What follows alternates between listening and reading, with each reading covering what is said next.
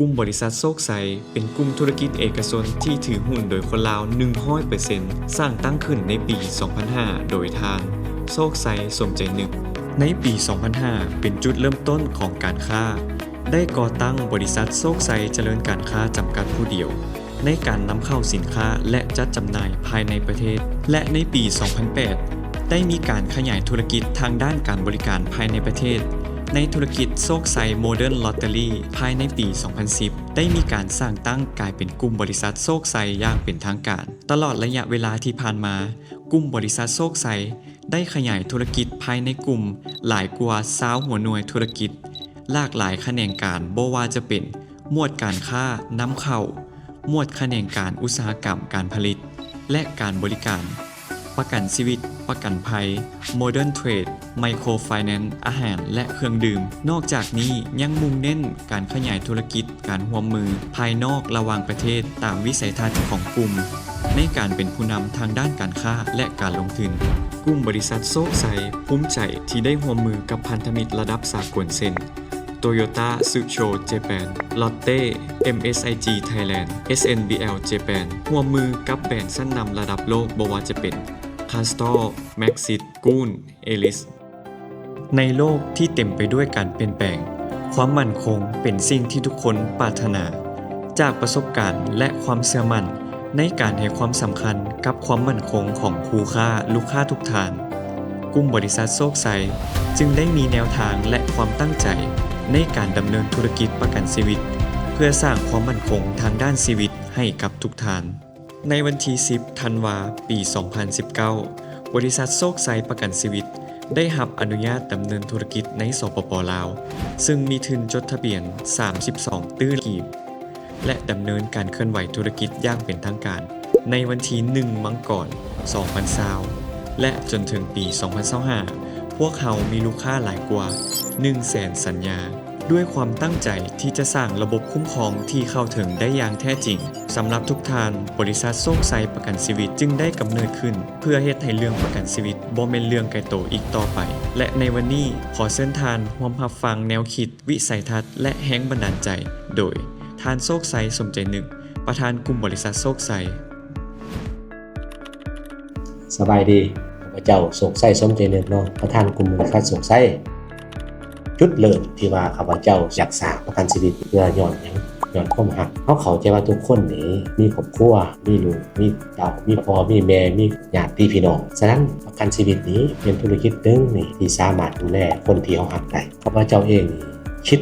และมีแรงบันดาลใจย้อนความรักจึงสร้างเป็นโชคชัยประกันชีวิตเพราะทุกคนก็รักคนในครอบครัวฉะนั้นประกันชีวิตนี้เป็นธุรกิจหนึ่งที่สามารถดูแลคนที่ท่านรักได้ใช้ทัดเท่านี้เนาะแม่นโชคชัยประกันชีวิตแม่นประกันชีวิตของคนลาวและเฮ็ดแนวใดให้ประกันชีวิตโชคชัยนี้เบิ่งแย่งคนลาวให้ดีที่สุดฉะนั้นเองข้าพเจ้าฟังอย่างยิ่งว่าธุรกิจประกันชีวิตของโชคชัยนี้จะเบิ่งแย่งคนลาวไปตลอดไปเนาะในระยะ 5 ปีที่ผ่านมาตั้งแต่ปี 2020 ถึง 2024 โชคชัยประกันชีวิตได้เติบใหญ่ขยายตัวอย่างต่อเนื่องการันตีการเติบโตขยายตัวอย่างต่อเนื่องด้วยผลประกอบการดังนี้ในปี 2020 ผลประกอบการเริ่มต้นธุรกิจอยู่ที่ 4 ตื้อ641ล้าน367 633 กีบและมีตัวแทนอยู่ที่30 ตัวแทนผลประกอบการในปี 2021 เติบโตขึ้นอยู่ที่ 48.26% การเพิ่มขึ้นของตัวแทน 60% ผลประกอบการในปี 2022เติบโตขึ้นอยู่ที่ 66.39% การเพิ่มขึ้นของตัวแทน 160.42% ผลประกอบการในปี 2023เติบโตขึ้นอยู่ที่ 33.25% การเพิ่มขึ้นของตัวแทน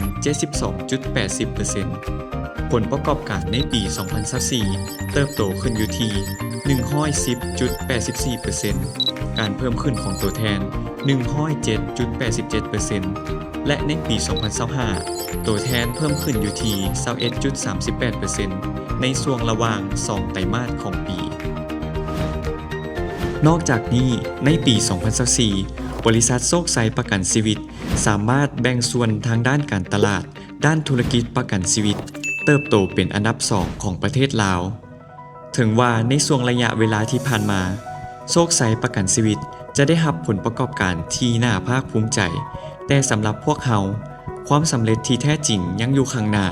และยังเดินหน้าด้วยคำมั่นสัญญาเดิมคือการเฮ็ดให้การมีประกันชีวิตเป็นเรื่องง่ายเข้าถึงได้และมีคุณค่าสำหรับทุกท่านต่อจากนี้ไปพวกเขาจะยกระดับการบริการที่พัฒนาผลิตภัณฑ์ใหม่ๆเสริมสร้างความรู้ให้แก่ตัวแทนทั่วประเทศและนำใช้เทคโนโลยีสนับสนุนเวียกงานบริการในทุกมิติพวกเขาเชื่อว่าการมีประกันชีวิตบ่เพียงป้องกันความเสี่ยงแต่เป็นการวางแผนสำหรับอนาคตซึ่งปัจจุบันพวกเขาได้พัฒนาผลิตภัณฑ์ให้มีความหลากหลายโชคชัยสะสมทรัพย์ 90/20 สร้างมรดกที่แน่นอนให้คนที่ทานห่วงใยโชคชัยคุ้มทวี 90/10 สร้างมรดกง่ายรับประกันความแน่นอนโชคชัยคุ้มได้คืน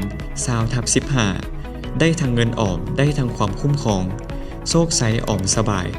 20/12 รับผลตอบแทนคืนทุกปีโชคชัยเพิ่มทวีทรัพย์ 15/9 ออมปลอดภัยสร้างความคุ้มครองที่อุ่นใจ